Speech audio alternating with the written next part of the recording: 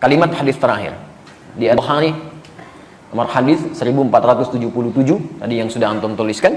Di hadis Muslim temukan nomor hadis 4582. Ya. Lihat kalimatnya. Oh, hati-hati ya, hati-hati dengan hadis ini. Innallaha kariha thalatha. Innallaha kariha thalatha. Saya tuliskan sebentar. Innallaha kariha thalathatan. Kariha. Fokus sebentar. Ingat, setiap ada kalimat diawali dengan kata inna atau anna, maka hukumnya sifatnya tegas. Ada ketegasan di sini. Ya. Kalau dalam bahasa bebasnya saya katakan sungguh tegas disampaikan. Ya, sungguh tegas disampaikan. Allah itu kariha, sangat benci, tidak menyukai. Biasanya kalimat hadis itu agak sedikit lembut. Innallaha la yuhibbu, tidak menyukai. Tapi di sini kalimatnya tidak menggunakan tidak menyukai. Langsung kalimat paradoksnya, lawan yang negatifnya, kariha. Ya. Antum senang mana dikatakan? Senang mana kedengarannya? Maaf ya untuk yang para ikhwan. Antum senang mana menerimanya? Disebut tidak tampan atau disebut jelek?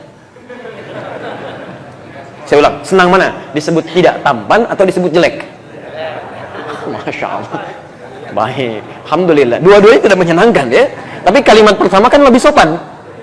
Masya Allah, antum tuh makhluk yang luar biasa. Cuman sayang, nggak tampan aja gitu.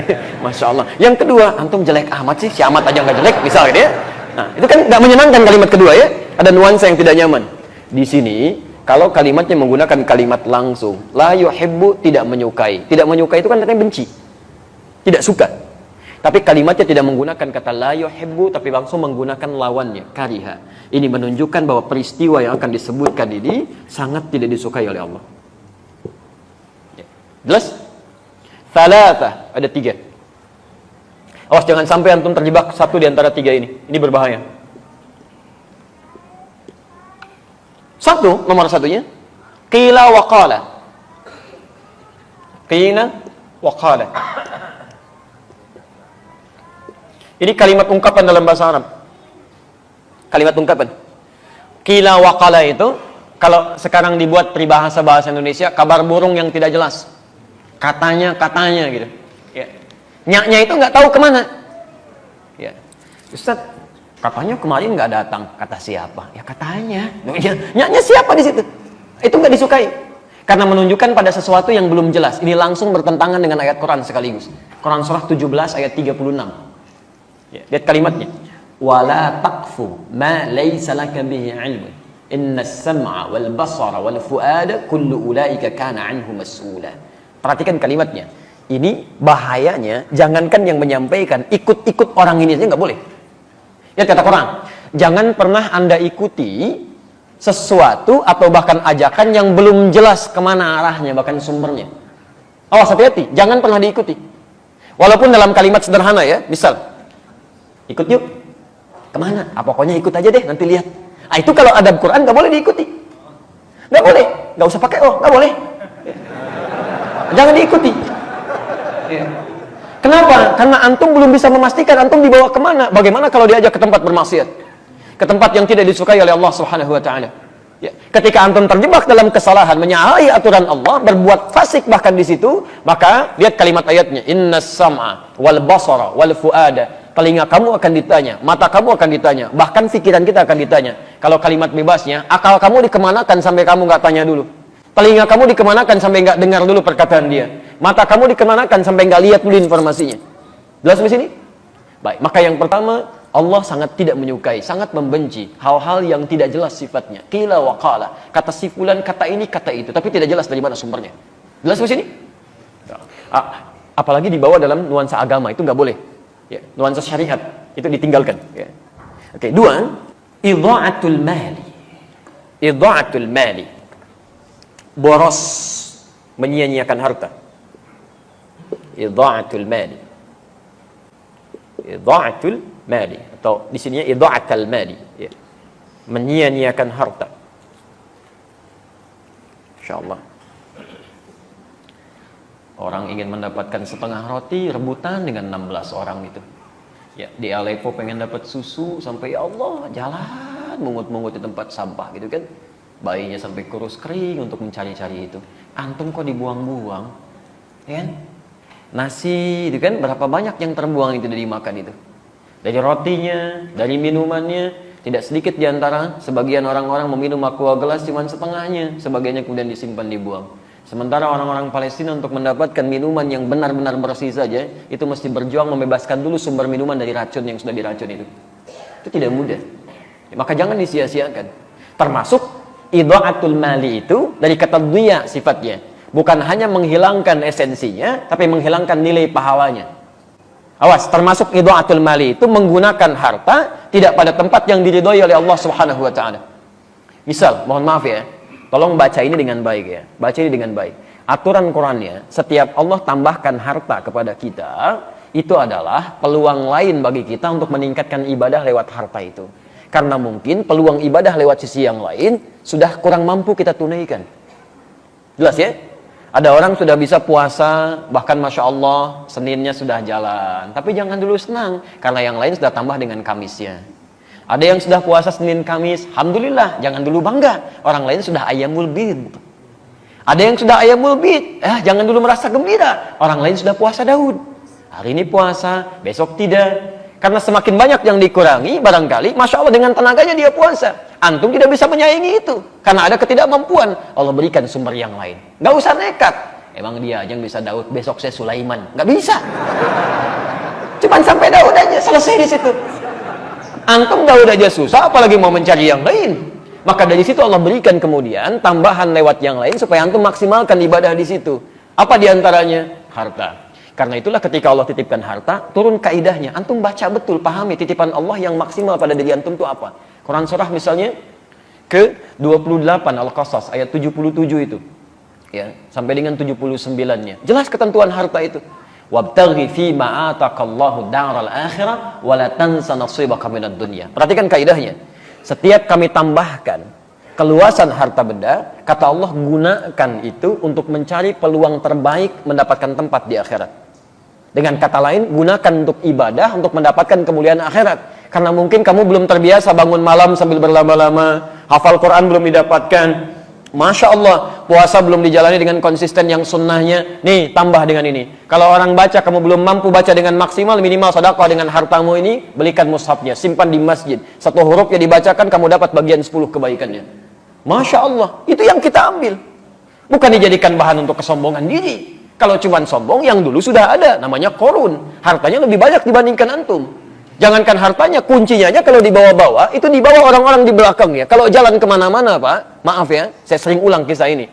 Korun itu informasi Quran di ayat 76 surah ke-28, surah ke-28 ayat 76. Inna Qaruna kana min qaumi Musa fabagha alaihim. Korun itu termasuk kaum di zamannya Musa, sombongnya luar biasa.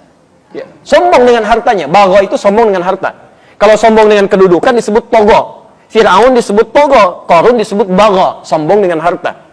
Tapi apa yang disombongkan? Wa inna mafatihahu latanu'u bil usbah.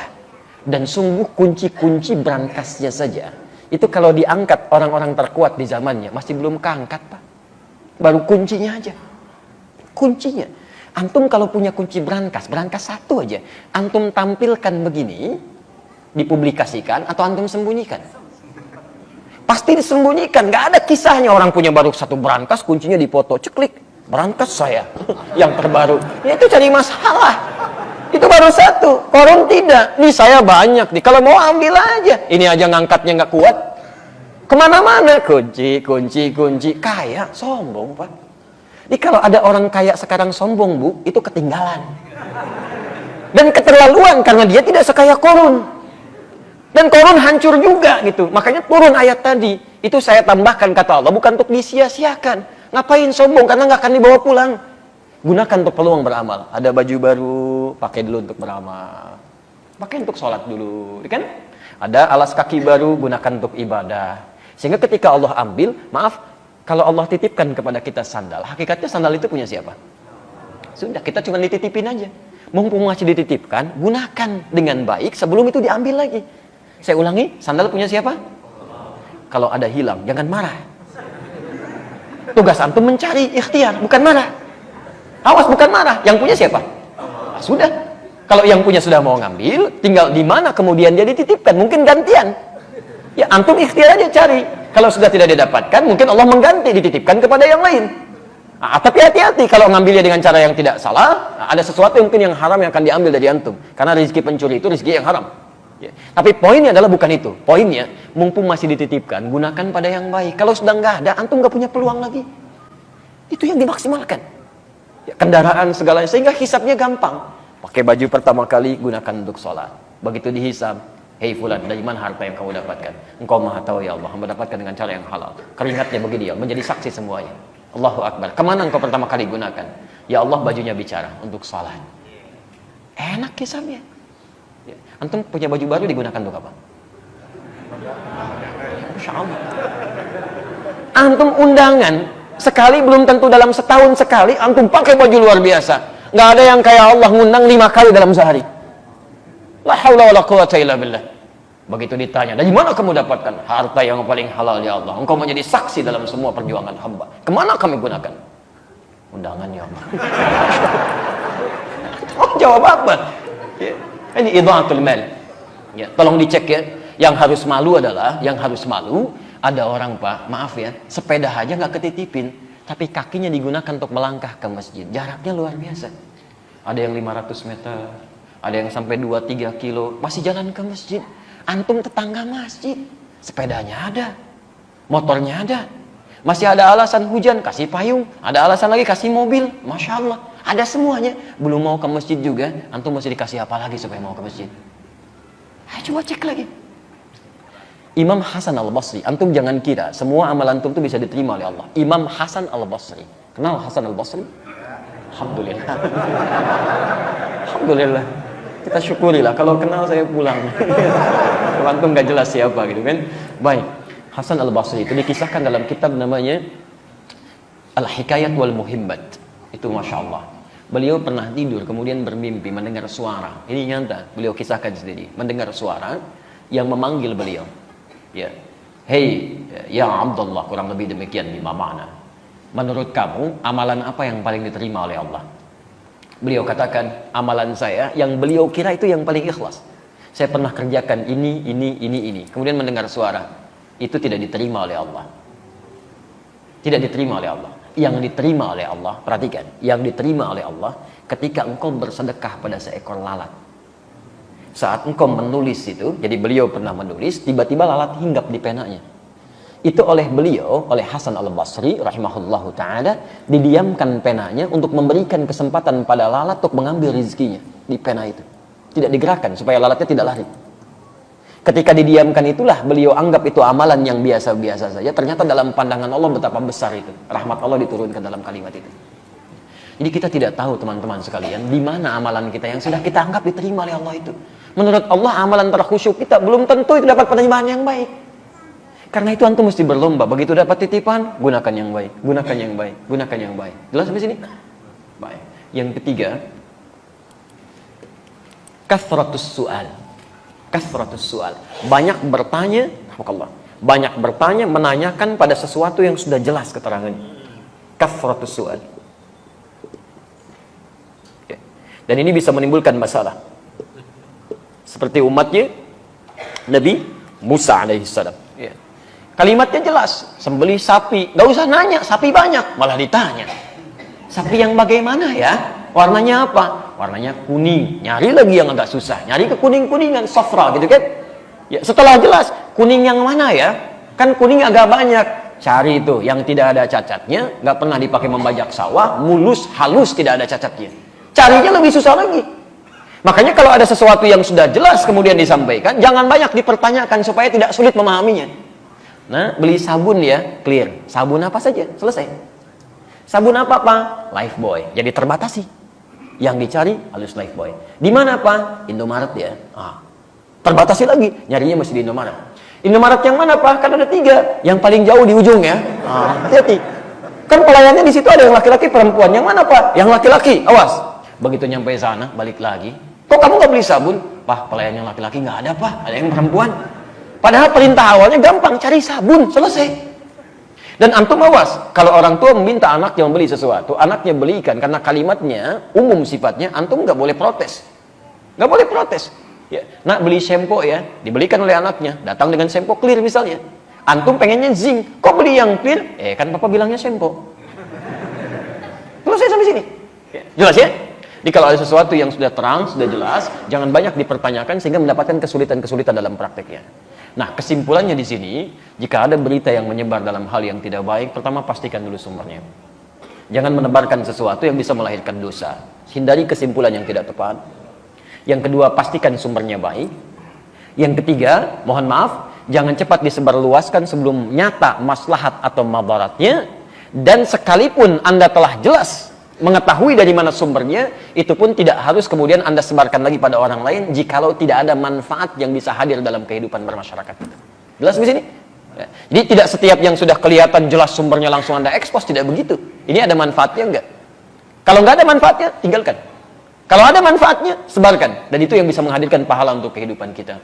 Kalau pernah terjadi dalam kehidupan kita, menyebarkan sesuatu yang tidak kita tahu, kemudian tiba-tiba jadi keliru itu, maka insya Allah kalau dilakukan dengan cara yang tidak sengaja, karena ketidaktahuan dan tidak ada ilmu di situ, termaafkan sepanjang kita bisa bertobat dan beristighfar pada Allah tanpa mengulanginya.